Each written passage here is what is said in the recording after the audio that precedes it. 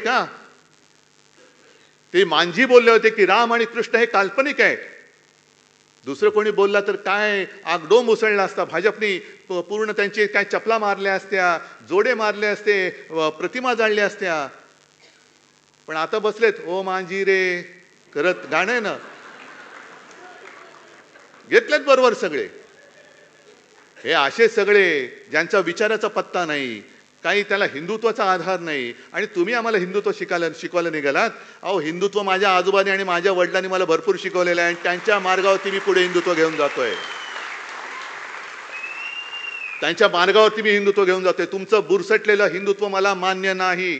आमचं हिंदुत्व हे तेजस्वी आहे, सुधारणावादी आहे. गोमूत्रधारी हिंदुत्व आम्हाला मान्य नाही, हे मी ठामपणाने सांगतोय.